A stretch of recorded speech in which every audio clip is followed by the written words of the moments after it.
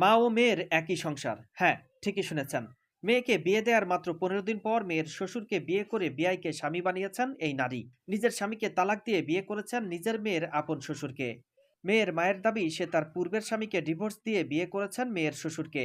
তবে মেয়ের বাবার দাবি সে ওই ডিভোর্স মানে না এবং সে তার স্ত্রীকে কাছে পেতে চায়। আর এই ঘটনায় নিজের মাকে শাশুড়ি হিসেবে পেয়ে খুশি মেয়েও চাচ্ছে না তার মা আবার তার বাবার সংসারে ফিরে যাক। তবে নারীর দাবি মেয়েকে বিয়ে দেওয়ার পর মেয়ের শ্বশুরের সাথে ফোনে কথা বলতে বলতে পরকীয়ায় জড়ান তিনি। তবে অল্প কয়েকদিনের ব্যবধানে তাদের সম্পর্ক আরো গভীরে রূপ নেয়।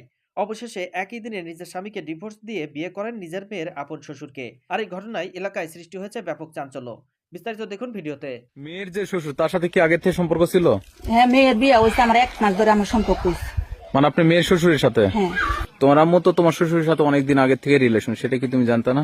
না, ওটা আমি জানি না। এক বাড়িতে মা এবং মেয়ে থাকবে বউ হয়ে, এই বিষয়টা খারাপ আপনার লাগতেছে। মেয়ের শ্বশুরকে বিয়ে করলেন, এটা কি ঠিক করছেন? আপনি তো অন্য মানুষকেও তো বিয়ে করতে পারতেন। এটা অন্য মানুষ না, ওই আমার তারে দিয়ে সন্দেহ করছে, তারে বিয়ে মন। 1 মাস পর থেকে আপনার সাথে সম্পর্ক, তারপরে আইলাম 1 মাস পরে।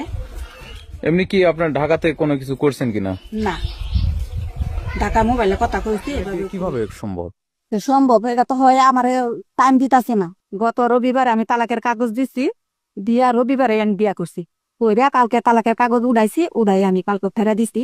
ফেরা দেওয়ার পরে আপনার কাছে গেছে। এখন কাগজ চারার পরে ওই ডিপোজ মানে না, ওই আমার নিয়ে যাবো। আমি পয়সা আমি জানি না। তো তোমার আম্মু যে একদিনে বিয়ে করলে একদিনে ডিভোর্স দিলে, এটা তো ঠিক করে নাই। এটার বিষয়ে কি বলবা?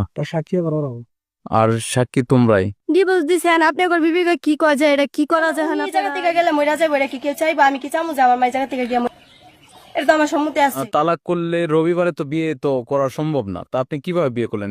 তালাকের তো 40 দিন পরে বিয়ে করার কথা। আমি একসাথে, আমার দূরের রাস্তা, আমার টাকা পয়সা লাগবে, আমি বিয়ে শাদী করছি, এখন আমি সংসার করি। মানে এই জায়গায় আসছি বেড়াইবা লাগে, তখন আমার আম্মু বলছে, আমি কইছি যে তুমি যে যাইবা দেখি আব্বু জানে, কই কি তুই তো জানোসি যে তোর আব্বু অন্য কোনো এখানে যাইতে দেয় না। এটা সত্যি, যদি উনি বলে যে বেড়াইতে যাবো 2 বছর হোক 5 বছর হোক, উনি যাইতে দেয় না।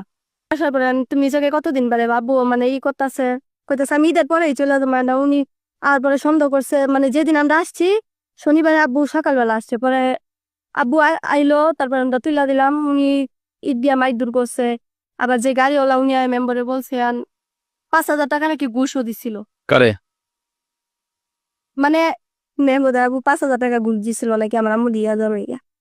বকাবু কি করলাম যে আব্বু কান্নাকুটি করে, এটা করে ওটা করে, আমি করে ডাটা ডাটি করে। পরে আমরা বললাম উনিরই কথা যে উনি মামলা করবে, এটা করবে। আমি কইছি যে আপনার যদি ভালো হয় যে মামলা করে আমার আম্মুরে আপনি নিতে পারেন। এবং আপনার মেয়ে এক পরিবারেই আছেন, সেই জায়গা থেকে আপনার কেমন লাগছে?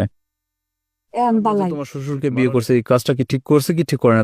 মিল হয়ে গেছে, আমি কি আমরা কি চালিকার বাধা দিতে পারবো? উনি যদি এই জায়গার থেকে যায় তাহলে উনি বিষ খাইবো, নাহলে মরে যাইবো।